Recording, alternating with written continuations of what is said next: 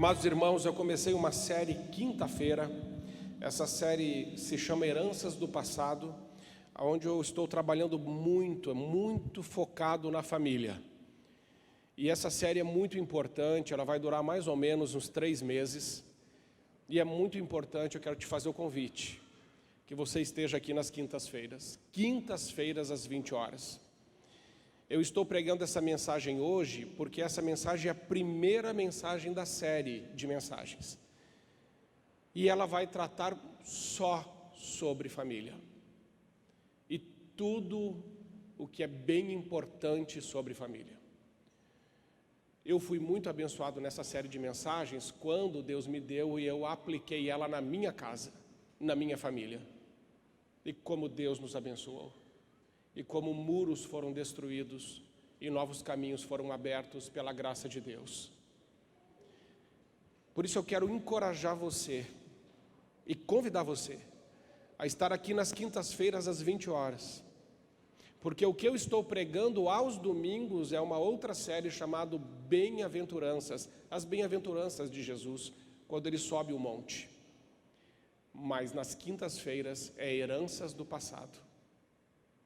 As nossas heranças familiares, é sobre isso que eu vou falar hoje. Se você veio na quinta e está aqui de novo hoje, e já ouviu essa mensagem, fique. E você já sabe o que deve fazer. Comece a guerrear pela sua família. Você que nunca ouviu, entenda a mensagem para que você possa aplicá-la na sua vida e família. Essa mensagem começa no texto de 1 Pedro, capítulo 1, versículo 18, que fala sobre o legado dos nossos pais. Pedro fala isso, dizendo: sabendo que não foi mediante coisas corruptíveis, como prata ou ouro, que foste resgatados do vosso fútil procedimento, que os vossos pais legaram. Então Pedro está dizendo que nós não fomos resgatados pelo fútil procedimento que os nossos pais nos legaram. Mas ele continua o texto dizendo que nós fomos resgatados pelo precioso sangue de Jesus, mas não pelo fútil procedimento que os nossos pais nos legaram. O que ele estava querendo dizer? Quando ele disse que os nossos pais, os nossos antepassados, e a palavra para antepassado ali é patroparádotos, que quer dizer lá no grego, transmitido pelos seus ancestrais. Aquilo que vem como um fútil procedimento, como você deve estar vendo aí atrás de mim, uma lista. O que é esse fútil procedimento? São coisas que vieram na nossa família de geração em geração. E que muitas vezes nós temos tolerado isso, como se isso fosse uma coisa normal ou aceitável. Mas a palavra de Deus diz que não é normal e nem aceitável isso.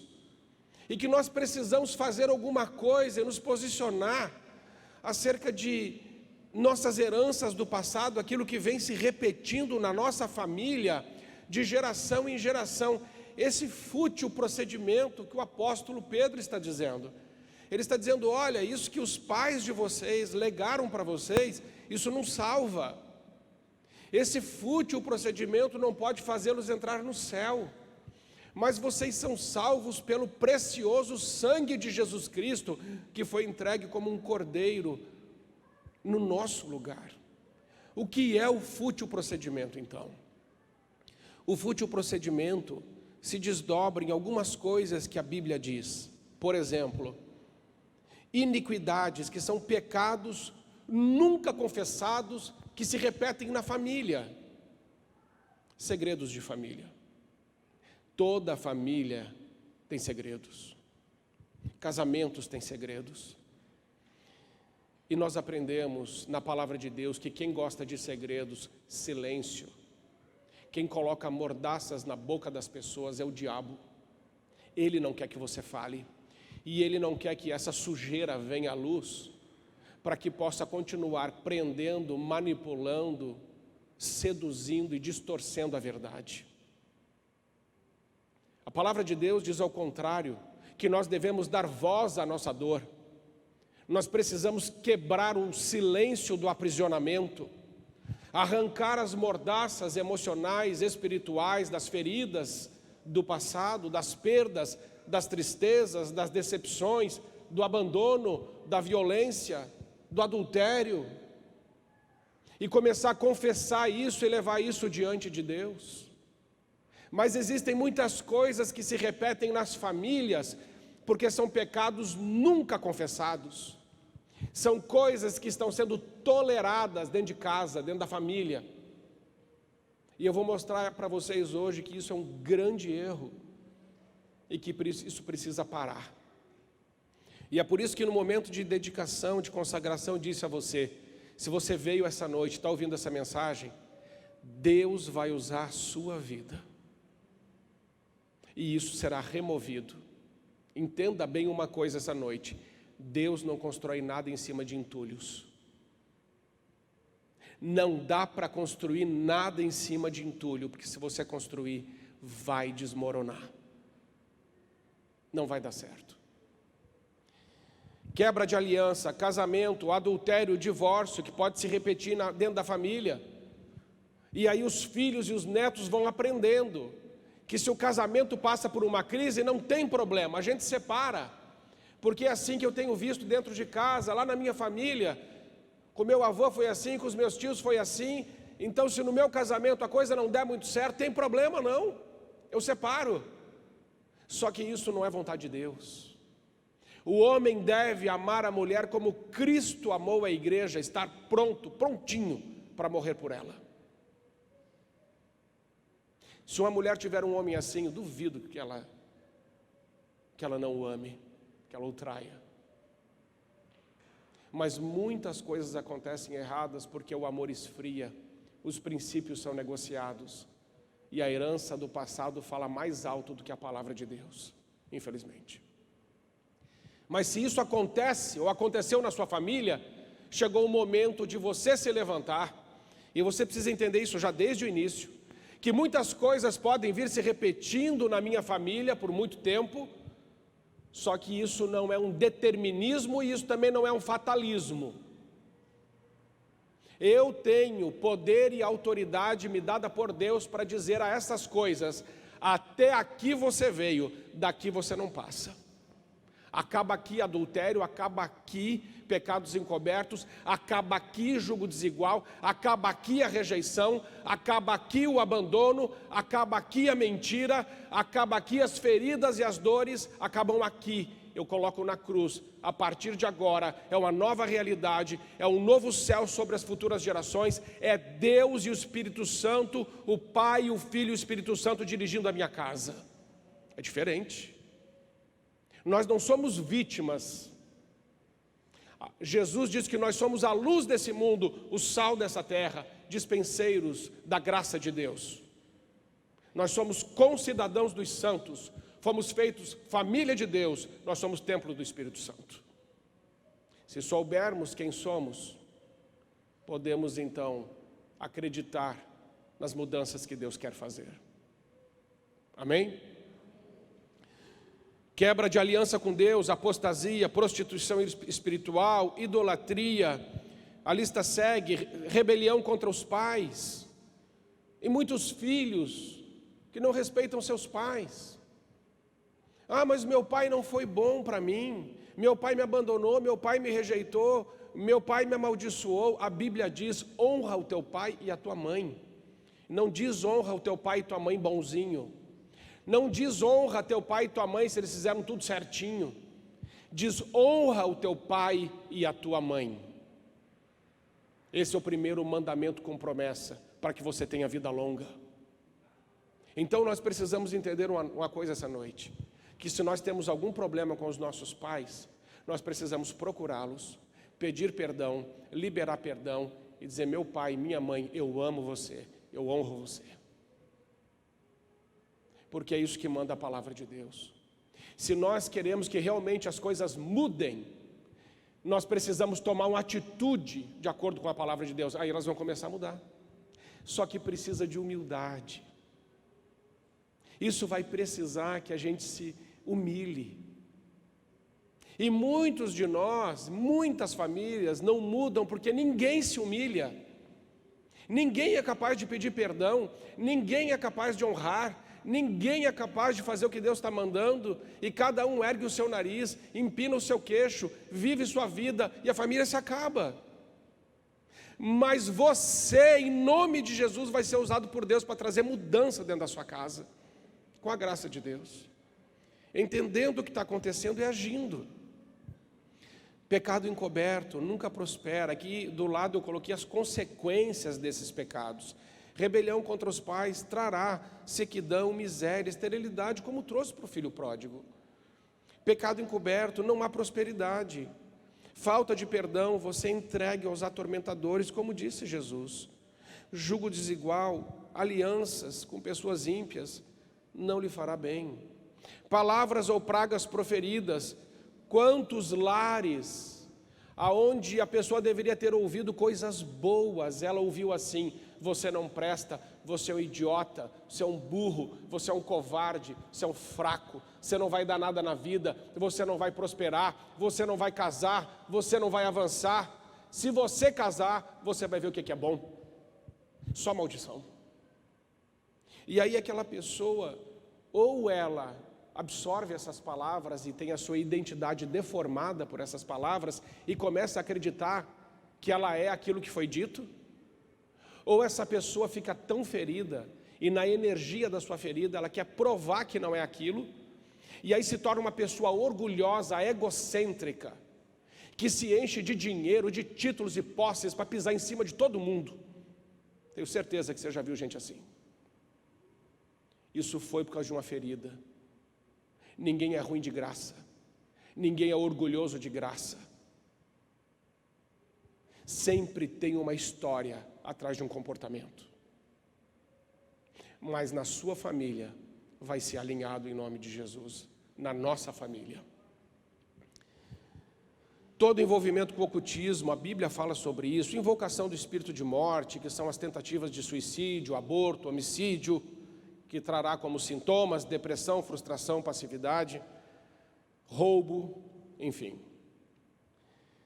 Entendendo um pouco do que é esse fútil procedimento que os nossos pais nos legaram, e que isso não nos traz nada, porque Pedro diz é fútil, não confia nisso, coloca isso na cruz, alinha a sua vida e entende que salvação vem pelo sangue de Jesus, e que restauração de famílias vem pelo alinhamento da nossa vida com a palavra de Deus. Então precisamos entender uma outra coisa ao mesmo tempo, que na perspectiva bíblica, nossas atitudes não ficam em nós. Na perspectiva bíblica, o que eu faço se desdobra na vida do outro. No nosso pensamento ocidental, diferente do oriental, no ocidental, nós pensamos assim aqui no ocidente: que eu faço é problema meu, se eu adulterar é problema meu, se eu roubar é problema meu, se eu não vou na igreja é problema meu, se eu bebo é problema meu. Bom, você pode pensar assim, mas não há nenhuma base nas escrituras para isso. A Bíblia não pensa dessa forma, Deus não pensa dessa forma. E eu vou te mostrar como o meu erro, o meu pecado, quando eu me desvio da palavra de Deus, como isso se desdobra sobre minha família. Exemplo número 1, Adão. A palavra de Deus diz em Romanos 5,12: por um homem veio o pecado e a morte, assim também a morte veio a todos os homens. O que está dizendo ali é o seguinte: Adão e Eva pecaram no jardim do Éden, e por causa deles e deste pecado, o pecado se desdobra para toda a humanidade até que Jesus volte. E aquele que não confessar Jesus Cristo como seu único e suficiente Salvador, diz as Escrituras, não poderá entrar no reino de Deus. É a conversa de Jesus com Nicodemos. Nicodemos, se você não nascer de novo, você não entra no reino de Deus. Não adianta ter conduta certa, não adianta ser ético, não adianta viver tudo na moral, ser irrepreensível dentro da sociedade, nunca matei, nunca roubei, nunca prostituí, vou para o céu. Só se entra no céu por meio de Jesus Cristo, porque o pecado precisa ser pago, e o pagamento pelo pecado é o sangue de Jesus. Ele morreu por nós naquela cruz. Se não entendermos que a morte de Cristo foi vicária, foi substitutiva, não entendemos o céu e não entendemos a redenção. Jesus disse em João 14,6: eu sou o caminho, a verdade e a vida, e ninguém vem ao Pai senão por mim. Há só um caminho para o céu, diz as Sagradas Escrituras, a saber, a Bíblia. Então, amados irmãos, a lista continua. Acã pecou. Josué capítulo 7, se você depois quiser ler, é uma boa leitura. Em Josué capítulo 7 tem um homem chamado Acã, que ele fica ambicioso, e ele cobiça coisas dos outros povos que Deus diz, não é para pegar. Ele pegou. E ele pecou quando desobedeceu. E ele pensou que isso ia parar nele, só que não parou.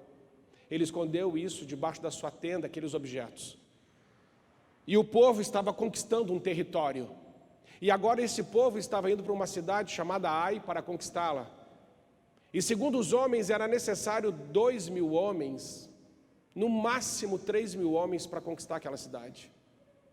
Era fácil, porque o povo de Israel eram milhares. Então Josué mandou 3.000 homens. Eles perderam a guerra, 36 homens morreram. E Josué se prostrou diante de Deus e disse: Senhor, o que houve? E Deus disse: Israel pecou. Deus não disse Acã pecou. Entenda como Deus disse: Israel pecou. O pecado daquele homem matou 36 homens que não tinham nada a ver com aquilo aparentemente. O nosso pecado é nossa responsabilidade, sim. Mas as consequências do nosso pecado atingem nossa família. Você entende a diferença?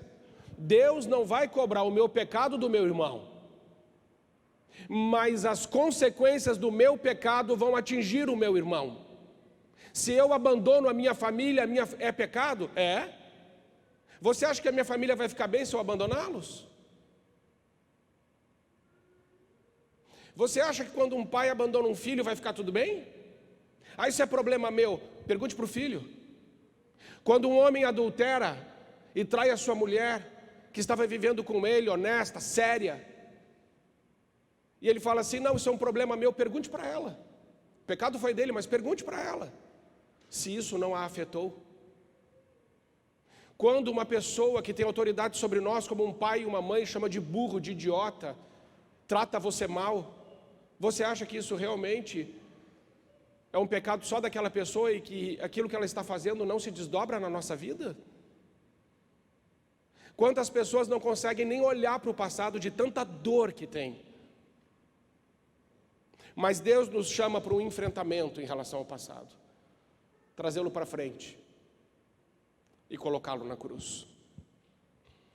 Mas também a bênção se desdobra de geração em geração. Veja Abraão: vós sois os filhos dos profetas e da aliança que Deus fez com os nossos pais, dizendo a Abraão: na tua descendência serão benditas todas as famílias da terra. Vamos entender uma coisa hoje também. Quando nós agimos de acordo com a vontade de Deus, não acaba em nós. Amados, quando nós obedecemos a Deus e fazemos a sua vontade, a palavra de Deus diz que se desdobra até 1000 gerações. Eu quero dizer para você essa noite que as atitudes que você começar a tomar hoje podem trazer uma mudança para a sua vida e família por muitas e muitas e muitas e muitas gerações. Então não é só o que é ruim, mas é o que é bom também. Saul: o Senhor o teria confirmado o teu reino sobre Israel para sempre. Saul foi o primeiro rei de Israel. E a diferença entre Saul e Davi é que Saul justificava o seu pecado, Davi confessava o seu pecado. Essa é a diferença básica. Existem pessoas que justificam o pecado, argumentam o pecado, explicam o pecado, e existem pessoas que confessam o pecado. Deus se agrada de quem confessa, não de quem explica. Porque tem muita coisa torta na nossa vida, mas a gente explica. Deus não quer nossas explicações. Ele sabe explicar melhor que nós. Deus quer que a gente reconheça: Senhor, preciso de Ti. Só, me ajude. Saul foi um dos homens que mais perdeu na Bíblia, irmãos.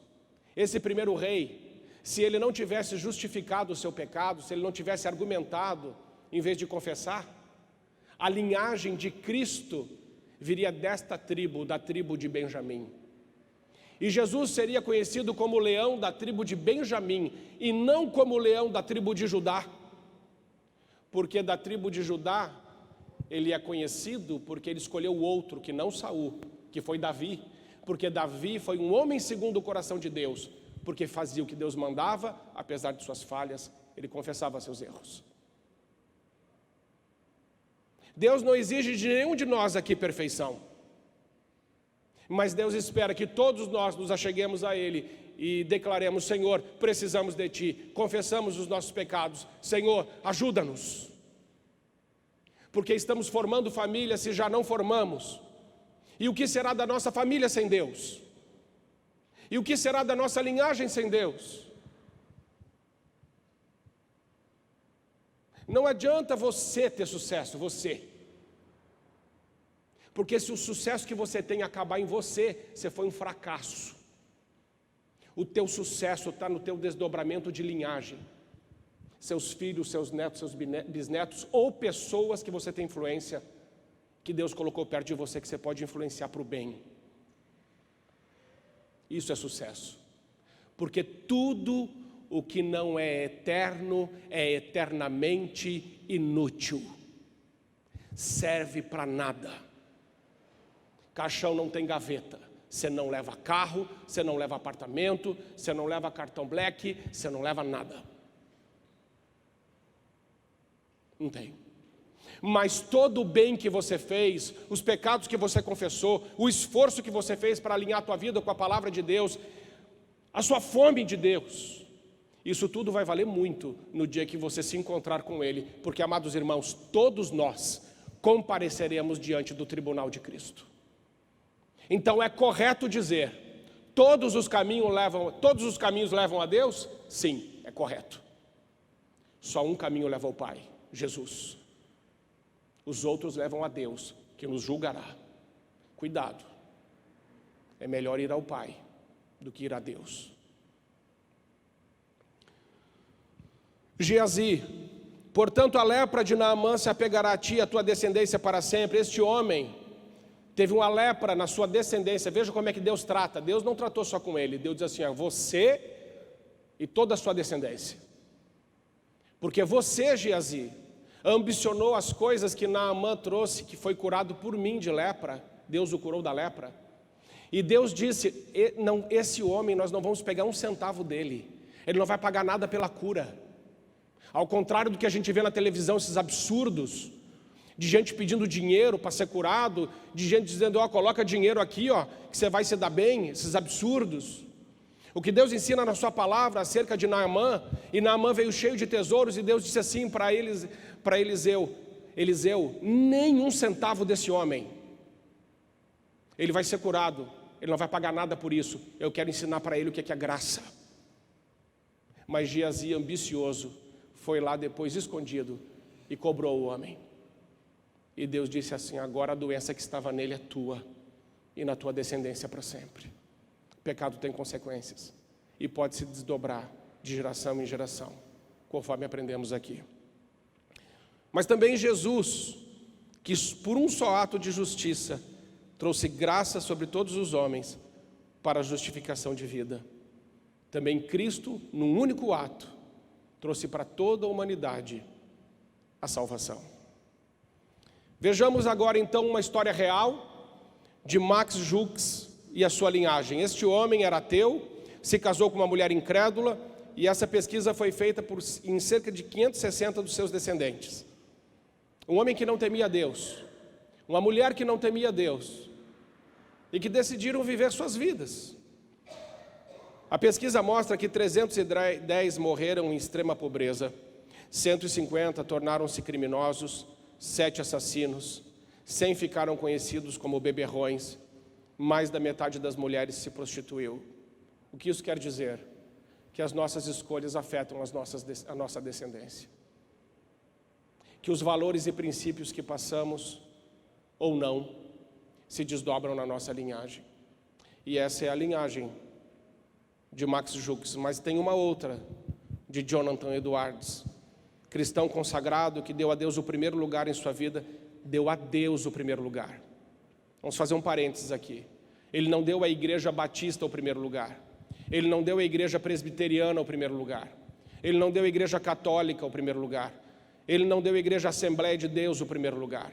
Ele deu a Deus o primeiro lugar. Deus. Relacionamento com Deus. Depois a gente congrega na igreja. Em sua vida, casou-se com uma mulher piedosa, ou seja, uma mulher de Deus. 1.394 seus descendentes foram investigados. Veja, 295 receberam diplomas universitários, 13 reitores, 65 professores universitários, 3 senadores dos Estados Unidos, 3 governadores estaduais, 30 juízes, 100 advogados, 56 médicos, 75 oficiais do Exército, das Forças Armadas, 100 missionários e pregadores de caráter, não é só pregadores, de caráter, missionários de caráter, gente séria. Desempenharam alguma função pública, 80, 3 prefeitos de grandes cidades, 1 superintendente do Tesouro Americano, 1 vice-presidente dos Estados Unidos. Então presta atenção numa coisa, se você tem sucesso hoje, muito provavelmente alguém na sua família lá atrás diz: Senhor, tem misericórdia de mim e da minha família.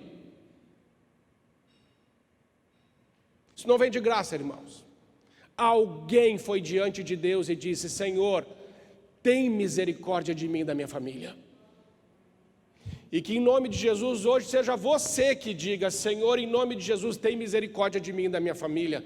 Porque talvez eu não esteja aqui vivo para ver, mas eu sei em nome de Jesus que a minha família será conhecida como uma família bendita, abençoada, cheia do Espírito Santo e que vai viver todos os sonhos e os planos de Deus, em nome de Jesus. Ou a gente começa a lutar, ou a gente começa a entender e se envolver, ou a gente vai deixar rolar. E se deixar rolar, meus irmãos, é aquela outra história. Deus não vai fazer tudo por nós. Quando Lázaro morreu, ele disse para as pessoas: tirem a pedra. O que é mais fácil, tirar a pedra ou ressuscitar um morto? É muito mais fácil tirar a pedra. Mas o fácil, Jesus não fez. Jesus fez o impossível. O fácil na sua vida, Jesus não vai fazer. Eu espero que você faça. Agora, o impossível, Ele fará. Ah, pastor, é impossível minha família se reunir. Então está ótimo. Essa parte já está garantida. Quero saber a sua parte. Faz o que você pode e Deus faz o que você não pode. Muito bem. Transmitindo a bênção que ultrapassa gerações. Então como é que Deus faz? Deus planeja transmitir a bênção e transmite a bênção de uma forma verbalizada. Deus não fica com um pensamento de abençoar. Deus fala. E muitos pais não abençoam os seus filhos porque pensam em abençoá-los, ou pensam bem sobre eles, ou ainda confundem uma bênção aos seus filhos com palavras de encorajamento. Palavra de encorajamento não é bênção para filho. Bênção é outra coisa. Porque palavra de encorajamento tem livro de autoajuda. E daí tem melhor. Nós não estamos falando de autoajuda. Não estou falando de pensamento positivo. Eu estou falando de invocar Deus, o Pai, o Filho e o Espírito Santo e a autoridade da palavra de Deus sobre a nossa família. É disso que estou falando. Então Deus abençoou os seus filhos e abençoou verbalmente, dizendo a Adão e Eva: frutificai, multiplicai, sujeitai, dominai. Deus disse isso, saiu da boca dele. E isso foi sobre os filhos Adão e Eva. A Abraão ele disse: engrandecerei o teu nome. Entenda bem isso. Isso aqui tem contexto. Gênesis 11, um capítulo anterior, existiam homens de uma geração que construía torres. E eles construíram a Torre de Babel. E construíram com um propósito: faremos o nosso nome famoso. Eles queriam engrandecer o próprio nome. E Deus disse: desçamos e confundamos esses homens. Se você quiser fazer o teu nome famoso, não espere que Deus concorde. Não espere. Porque aquela torre, segundo os historiadores, era que se Deus mandasse um outro dilúvio, eles estariam tão alto na torre que não tem dilúvio que pegue. É fazer o meu nome famoso em soberba, em altivez, em arrogância contra Deus. Não espere que Deus te ajude. Deus não compactua com os nossos planos egoístas e em cima de feridas. Mas Deus diz para Abraão: Abraão, eu vou engrandecer o teu nome. E por isso o nome de Abraão é falado até hoje em todos os lugares, porque Deus disse: pode deixar que eu vou fazer. A hora que você esquecer de você mesmo e dizer: Senhor, eu não sou nada, eu não sou ninguém, eu sou menos que o pó na balança, como a Bíblia diz. Eu sou pó. Eu vim do pó e para o pó eu vou voltar. Não há força em mim mesmo. Jesus disse para nós: sem mim nada podeis fazer. Então eu reconheço, Senhor, a tua grandeza. Aí talvez Deus diga: então, meu filho, deixe comigo, porque eu mesmo engrandecerei o teu nome. Uma coisa é eu querer que o meu nome seja famoso, outra coisa é Deus dizer isso para mim. E essa fama não é a fama segundo os homens, mas segundo Deus. Ele diz para Jacó: agora você será Israel. Jacó era enganador. Jacó era um homem que buscou sempre a bênção do seu pai, mas ele enganou para isso. Até um dia que se arrependeu, chorou e clamou, e Deus o abençoou. Não espere bênção sem arrependimento, sem quebrantamento, sem confissão. Filhos abençoados abençoam. Abraão abençoou Isaac. Isaac abençoou verbalmente seus filhos Jacó e Esaú. Jacó abençoou verbalmente seus netos Efraim e Manassés, filhos de José. E Deus ensinou uma coisa para Moisés que Moisés ensinou para Arão. Todas as vezes que o povo de Deus se reunir, abençoe. Deus disse. Disse para Moisés. Moisés disse para Arão. E Arão fazia isso todas as vezes. Eu quero dizer uma coisa para você. Você que tem família já, que você formou, todas as vezes que a sua família se reunir, abençoa. Está na Bíblia. Olha um nos olhos dos outros e diz: eu te abençoo em nome de Jesus. Você é uma bênção. Eu olho para minha esposa, eu falo para ela sempre: você é uma bênção. Até quando ela está meio nervosa. E se ela estiver meio nervosa, eu falo que é uma bênção mesmo, porque daí ajuda a acalmar. Mas você tem que abençoar, e ela faz a mesma coisa comigo. Ela olha para mim quando eu não estou muito legal: você é uma bênção. Eu falei: eu sei. Dizer que ama. Eu te amo. Eu digo tanto para os meus filhos isso, que quando eu vou falar, eles falam assim: já sei, você vai dizer que me ama. Eu falei: isso mesmo, vou dizer de novo. A gente tem que dizer: eu abraço, eu beijo, e eu declaro sobre eles e profetizo o melhor de Deus. Abençoar todas as vezes que se reúne. O que é que custa isso, gente? O que é que custa? Expectativa da bênção. A bênção é algo muito, muito poderoso. O encorajamento e as palavras positivas não podem ser comparadas à bênção verbalizada. E Deus escolheu a palavra para fazer isso. Entenda uma coisa: a palavra de Deus não é uma palavra qualquer. A minha e a sua pode até ser, a de Deus não. A palavra de Deus, quando Deus abre a boca, a coisa acontece imediatamente. Quando um cego chegou a Jesus e disse: quero ver, Jesus disse: veja. E os olhos daquele homem foram abertos na mesma hora pelo poder da sua palavra. Ao paralítico: ande. A Lázaro, que estava morto há 4 dias, Lázaro, vem para fora. E Lázaro ressuscitou. Mediante a palavra de Deus. Quando nós verbalizamos uma bênção da palavra de Deus, extraída da palavra de Deus sobre nossa família, não pense que nada vai acontecer. Não é palavra tua e nem minha, é palavra de Deus. Ela não volta vazia. Isaías 55 diz isso, nos versículos 9 e 10. assim como a chuva e a neve descem do céu, e para lá não tornam, antes de fecundar a terra, fazê-la brotar, dar semente ao semeador e pão ao que come, assim é a minha palavra, diz o Senhor, ela não voltará para mim vazia, antes ela fará tudo o que me apraz, e prosperará em tudo que a enviei. Porque a palavra de Deus não é só uma palavra, a palavra de Deus é o próprio Cristo, porque o verbo se fez carne e habitou entre nós cheio de graça e verdade. A palavra de Deus não é a palavra de Deus não é a pessoa, a palavra de Deus é Jesus.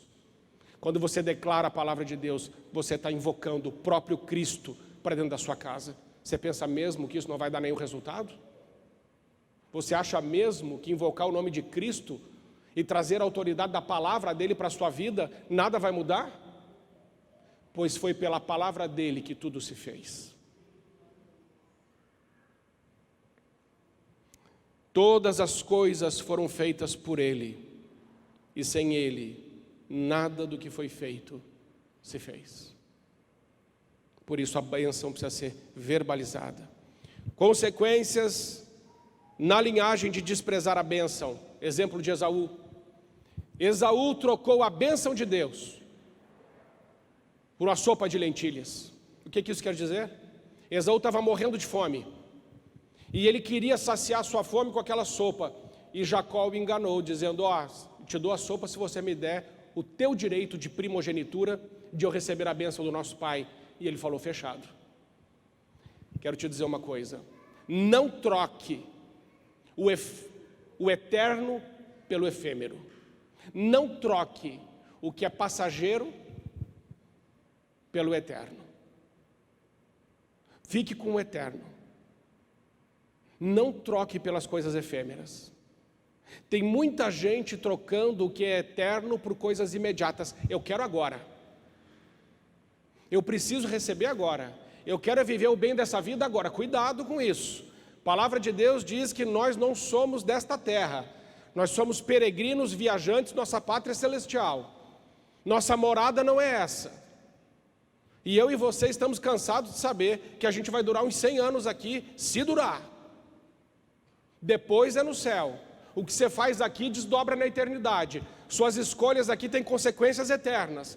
Cuidado, porque Esaú desprezou a bênção de Deus por uma sopa de lentilhas e depois procurou a bênção com lágrimas, e Deus disse, não tem mais para você. Você foi profano, você desprezou a minha bênção. Eu tinha para você, mas você a desprezou e você a trocou por algo efêmero. Que não seja assim conosco em nome de Jesus. E depois a linhagem dele não prosperou. Consequências da bênção. A linhagem de Jacó, os israelitas prosperaram poderosamente e eles se tornaram uma grande nação e foram bem-sucedidos de várias formas. É o mesmo princípio para as nossas famílias. Os pais, vou repetir, os pais são o principal canal de bênção na vida dos seus filhos. Mas os pais podem ser o principal canal de maldição na vida dos filhos, infelizmente. Mas devem ser o principal canal de bênção. E em última instância, se o meu pai não abençoou eu, o meu Deus me abençoa e o meu Deus é o meu pai. Então não tem. Pastor, meu pai não me abençoou, e agora? O teu Deus é teu Criador, Ele é teu pai, Ele te abençoa. Está escrito isso, em Efésios capítulo 1, versículo 3. Bendito seja o Deus e Pai do nosso Senhor Jesus Cristo, que já nos abençoou com toda a sorte de bênçãos espirituais nos lugares celestiais em Cristo Jesus. Somos abençoados em Cristo Jesus. Somos. Isso é um fato.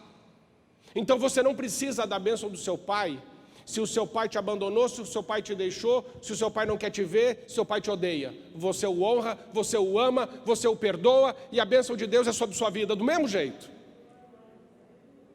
A bênção não é circunstancial. A bênção é ultra circunstancial. Ela está além das circunstâncias. Ninguém aqui depende de homens para ser abençoado. Nós dependemos de Deus. Mas nós devemos tratar os homens como Deus manda. Honra o teu pai, honra a tua mãe. Agora, se você é pai e mãe e tem seus filhos em casa e pode abençoá-los, você deve fazê-lo. Você precisa fazê-lo. eles precisam ouvir. E nós vamos mostrar como. Muito bem, a bênção cerimonial. E aqui, irmãos, vai ser o encerramento no final dos 3 meses. Nós teremos uma cerimônia. Cerimônia, irmãos, marca início e fim. Cerimônia traz desfecho emocional, social e espiritual, no mínimo. Por exemplo, a cerimônia do casamento. No casamento há um desfecho emocional? No dia que casa? Claro, casou. Há um desfecho social? Antes do casamento, não estava casado. Então era o quê? Solteiro, noivo. Mas não era casado. Quando casa, há um desfecho social? No dia anterior, ainda era solteiro. Casou, no outro dia, chama a mulher de esposa. Houve um desfecho ou não social? Houve. Há um desfecho espiritual? Sim. Vem diante de Deus, numa cerimônia que tem um dia, uma hora, um local, testemunha e celebrante. Tem um antes e tem um depois. E todo o ato cerimonial traz consigo um símbolo. Qual é o símbolo do casamento? A aliança. É entregue na cerimônia, o que torna a cerimônia inesquecível. Assim também é nas outras cerimônias, como o batismo, ordenação. Mas a do casamento eu quis trazer porque para Deus a família é muito importante. Então, se você vive em união estável, converse comigo, eu terei prazer em explicar melhor. Depois disso ainda temos cerimônias falsas. Irmãos, precisamos entender uma coisa muito importante. O diabo roubou a cerimônia da igreja. E não está acontecendo mais a cerimônia da bênção dos pais para os filhos na igreja, mas aqui vai acontecer. Só que o diabo roubou isso da igreja, o mundo tirou isso da igreja. E fora da igreja tem cerimônias falsas. Tem pais levando seus filhos a bordéis e dizendo, a partir de amanhã, de hoje, meu filho, você vai se tornar um homem, porque você vai ter um relacionamento com essa mulher. Isso não é ser homem. Essa cerimônia é maligna. Essa cerimônia é do inferno. Porque aquele menino vai acreditar que ser homem é conquistar sexualmente outras jovens. Isso não é ser homem. Nunca foi e nunca vai ser. Ou o pai diz assim, quando você for para o exército e passar pelo exército, você vai aprender a se tornar um homem. Não, você aprende a se tornar um homem na sua casa com seu pai. Ou com alguém que te eduque e não no exército. Exército não faz ninguém homem. Exército pode revelar quem você é, mas não tornar, só revelar. Assim como ocasião não faz ladrão, ocasião revela. Se roubou é porque já era. Então tem que tomar cuidado com essas falsas cerimônias, baile de debutantes. A filha tem 15 anos, aí o pai diz assim, a mãe, vamos fazer um baile, vamos fazer uma festa para apresentar nossa filha para a sociedade. Nessa cerimônia, a partir de agora, ela será considerada uma mulher e apresentada para a sociedade. Não concordo com essa cerimônia. Nós não apresentamos nossos filhos para a sociedade, nós apresentamos nossos filhos para Deus. Quando a minha filha fez 15 anos, eu fiz uma boa festa, mas também peguei uma oração totalmente bíblica e no meio do aniversário disse, minha filha, se ajoelhe, cantamos um louvor, orei sobre a vida dela e profetizei a palavra de Deus sobre a vida dela. Aqui que eu vou apresentar minha filha para a sociedade. Para ninguém. Deus é que vai cuidar disso. Então existem cerimônias falsas. Então a pessoa que sofreu muito na sua vida, ela vai buscar cerimônias falsas, como as dos títulos, as das posses. Vocês vão ver, quando eu tiver grana, vocês vão me engolir. Quando eu me formar, quando eu for doutor, quando... Não é isso. Isso é falso. Isso é falso. Isso não dura. Isso não sustenta. Isso é castelo de areia. Desmorona. Está em cima de entulho. Bom, então vamos para a importância da bênção. É importante notarmos que a bênção paternal foi tão importante para Jesus, que ele, o Messias, o Salvador, não realizou nenhum milagre ou pregou, até que a bênção do Pai fosse declarada, Lucas 3:22. E o Espírito Santo desceu sobre ele em forma corpórea, como pomba, e ouviu-se uma voz do céu: Tu és o meu filho amado, em ti me comprazo. Você está vendo? Antes disso aqui, Jesus não fez nada, ele ficou em casa, na sua família, cuidando da sua casa. Quando ele passa pela cerimônia do batismo, e ele escuta do Pai: Tu és o meu filho amado. E agora entenda, irmãos, essa palavra, Tu és meu filho amado, não foi só Deus quem disse. Todo pai judeu declarava sobre a vida dos seus filhos de 12 anos, numa cerimônia chamada Bar Mitzvah, que significa filho da lei. Os pais emancipavam os seus filhos espiritualmente. Com 12 anos, o menino agora era responsável pela sua vida espiritual. E existia uma cerimônia religiosa chamada Bar Mitzvah, onde o pai dizia aos filhos: Tu és o meu filho amado, em ti eu tenho alegria. A partir de agora, meu filho, você é responsável pelos seus pecados, você é responsável pela sua vida espiritual, você já tem 12 anos. E por que isso não foi feito com Jesus com 12 anos? Aliás, Jesus foi esquecido no templo com 12 anos. Porque essa bênção só poderia ser declarada, proferida pelo pai biológico, e José não era pai biológico de Jesus, porque Deus é pai de Jesus. Então o pai decidiu fazer esta cerimônia no batismo, e disse ao filho: Tu és o meu filho amado, em ti me comprazo. O que o pai estava dizendo? Meu filho, eu estou te liberando. A partir de agora, você começa o seu ministério público. A partir de agora, você pode ir. Sabe por que muitos filhos estão indo para o deserto para enfrentar o diabo como Jesus fez? Porque quando Jesus é abençoado pelo Pai, em seguida, imediatamente, o Espírito Santo o conduz ao deserto, e ele é tentado por o diabo, e ele vence as tentações. Sabe por quê? Porque o Pai o abençoou. Nossos filhos terão vitórias debaixo da nossa bênção. A próxima geração terá vitórias debaixo da bênção de Deus. A primeira pergunta do diabo é muito interessante. Pensa num ser inteligente e astuto. A primeira tentação dele foi: se tu és o Filho de Deus, transforma essas pedras em pães. A tentação não foi para transformar pedra em pão, nunca foi. A tentação era colocar em xeque se ele acreditava que era filho ou não. Se tu és o Filho de Deus. E Jesus responde: nem só de pão vive o homem, mas de toda a palavra que sai da boca de Deus. O que Jesus estava dizendo para o diabo é: para com isso, eu acabei de ouvir do meu pai faz pouco, ele disse que eu sou filho amado. Não me vens com essa conversa, se tu és o Filho de Deus. Eu sou o Filho de Deus, e eu não preciso transformar pedra em pão para te provar isso.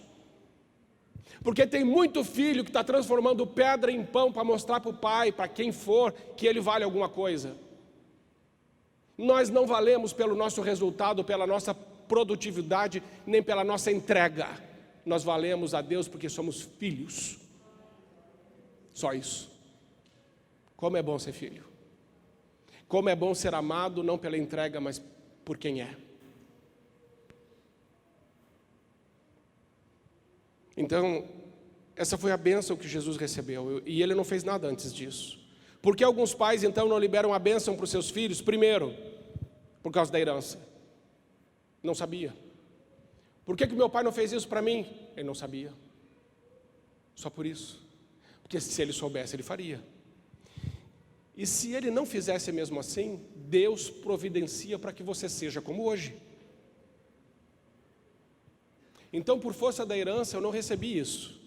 Por desconhecimento, por negligência, por passividade, por falta de fé, eu não sei, mas não recebi. Então agora está tudo perdido? Não, como eu disse para vocês no início. Pode vir se repetindo de geração em geração, mas você pode dizer: até aqui essa situação veio, mas daqui ela não passa. A partir de mim vai ser diferente, vai ser de acordo com a palavra de Deus. A partir de mim, a minha linhagem será conhecida como bendita, abençoada, cheia do Espírito Santo. Pessoas que conhecerão a Deus e que viverão os seus sonhos. Isso é tremendo, irmãos. Isso é um projeto de vida. Isso não é blá blá blá. Isso é sério. Isso é muito sério. Ora, sem contradição alguma, o menor é abençoado pelo maior. Ainda que você não tenha quem te abençoe, no dia da cerimônia, se for o caso, eu, em nome de Jesus, te abençoo. Naquele dia. Se você não tiver ninguém, você tem eu. Ninguém vai ficar sozinho. Mas daqui a 3 meses, sua família estará aqui, eu creio. Deus vai promover alinhamento. Desconexões geracionais vão acabar. Haverá unidade. Haverá paz. Deus vai derramar tanto por causa disso, que a gente não tem nem noção. Porque o que Ele fez na minha vida por causa disso, vocês não têm nem ideia. Nem ideia do que é obedecer a Deus e esperar para ver. Pela fé, Isaac abençoou Jacó e Esaú no tocante às coisas futuras. Isso faremos aqui no final da série.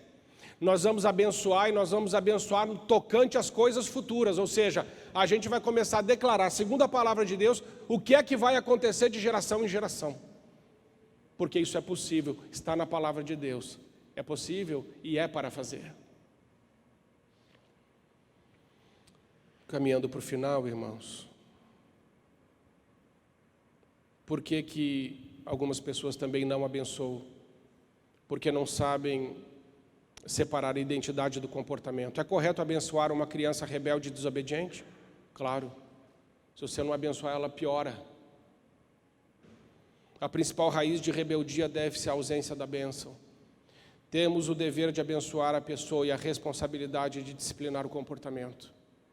E a sua posteridade será conhecida entre os gentios. Todos quantos os virem, os conhecerão, como descendência bendita do Senhor. Você tem noção disso? Você tem noção desse futuro?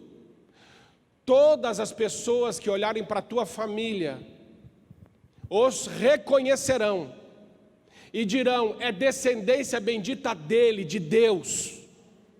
Isso é tremendo, irmãos. Eu quero isso para a minha vida. Eu quero isso para a minha família.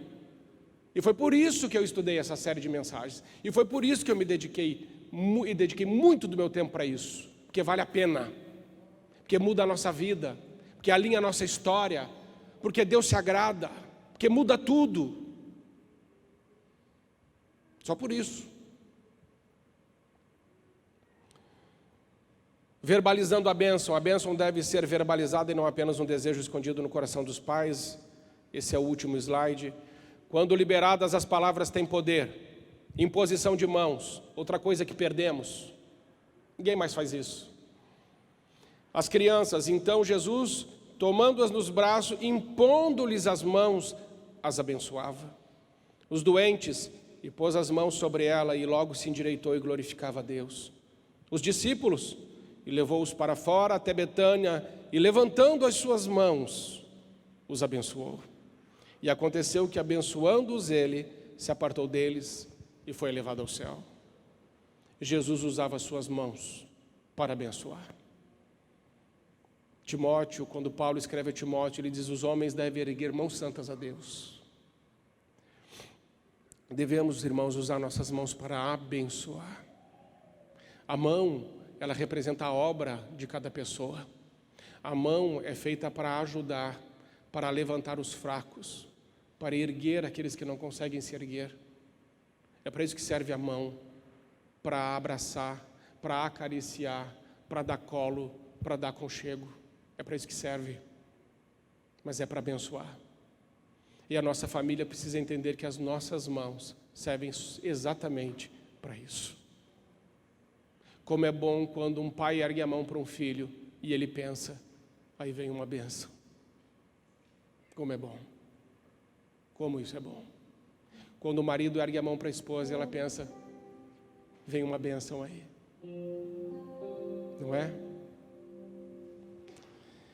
Eu quero só ler uma parte da oração que nós vamos fazer daqui a 3 meses, se Deus permitir, com toda a nossa família. E eu quero que você feche os olhos agora e pense só na tua família, ou em você, na tua história, e ouça essa oração. Ela é uma parte pequena da oração que iremos fazer lá no final dessa série das quintas-feiras. Diz assim: você está ouvindo como filho, mas você pode pensar que está declarando também como pai. A tua luz romperá como a alva, e a tua cura apressadamente brotará, e a tua justiça irá diante de ti, e a glória do Senhor será a sua retaguarda. Você clamará, e o Senhor te responderá. Gritarás, e Ele dirá: eis-me aqui. O Senhor tira agora de meio de ti o jugo. Eu profetizo que a tua luz nascerá nas trevas, e a tua escuridão será como o meio-dia. As escamas dos teus olhos cairão, e o Espírito Santo já ilumina o teu entendimento e passa a te guiar em toda a verdade. A minha descendência não será mais guiada pela dor, rejeição, feridas, mágoas, perdas, frustrações, angústia ou morte. A partir de agora eu declaro sobre ti: o Senhor te guiará continuamente, e fartará a tua alma em lugares áridos, e fortificará os teus ossos, e serás como um jardim regado, como um manancial cujas águas nunca faltam. A próxima geração será uma geração de profetas, pastores, mestres, evangelistas, homens e mulheres de Deus, que estabelecerão o reino de Deus onde estiverem. Está cancelado todo o decreto de morte contra a minha família. Eu não oro somente pelos meus filhos e filhas que estão ausentes, mas peço pelos que virão após a eles. Eu profetizo sobre a minha família, sobre a minha linhagem. Eles edificarão as antigas ruínas, levantarão os fundamentos de geração em geração, e serão chamados de reparadores de roturas e restauradores de veredas para morar. Se deleitarão no Senhor e cavalgarão sobre as alturas da terra. Eu creio em tudo que orei. O Senhor já me atendeu. Eu não vivo pelas circunstâncias ou sentimentos, mas pela fé, e fé no Filho de Deus. E por isso eu declaro que ainda que a figueira não floresça, não haja fruto na vide, ainda que decepcione o produto da oliveira e os campos não produzam mantimentos, ainda que as ovelhas da malhada sejam arrebatadas e nos currais não haja gado, todavia eu me alegrarei no Senhor e exaltarei no Deus da minha salvação. Ainda que os meus olhos não possam ver e os meus sentidos sentirem, eu creio naquele que é fiel, bom, justo, santo e verdadeiro. Ele, o bom pastor, está trazendo agora a minha família nos braços. Alegrem-se comigo. Ele traz a minha família de volta para casa. Eu te agradeço, meu Deus e Pai, em nome de Jesus. Amém. É uma parte de oração. Existem outras partes. Existe aquela parte que é para você. Então é um desafio, irmãos, para a gente entrar numa caminhada de restauração. Não é um culto, não é uma vez. Venha às quintas, não negocie, porque esse entendimento é importante. A palavra de Deus diz: e conhecereis a verdade, e a verdade vos libertará. Às vezes nós estamos aprisionados por mentiras, acreditamos em mentiras e andamos em círculos. Fazemos muita força com pouco resultado. Mas quando andamos com Deus, não precisamos fazer força. Sabe por quê? Ele disse assim: o meu poder se aperfeiçoa na tua fraqueza. Isso é tremendo. Isso é muito tremendo. Amém, amados? Então, assim, Deus te trouxe aqui com um motivo. Eu não sabia quem estaria aqui. Deus sabia. Eu trouxe você. Você é responsável pelo que ouviu. E você precisa tomar uma atitude. Porque até o final desse tempo, Deus vai agir. Eu me lembro de Neemias. 120 anos os muros estavam destruídos. Quando ele bateu no peito e falou: Deus, eu vou. Em 52 dias, os muros foram restaurados. 120 anos estavam daquele jeito, destruídos. 52 dias, restaurados. O que você não consegue fazer em 120 anos, com as suas forças, Deus faz em um dia, se Ele quiser. E usa você para isso. Somente creia. Somente creia.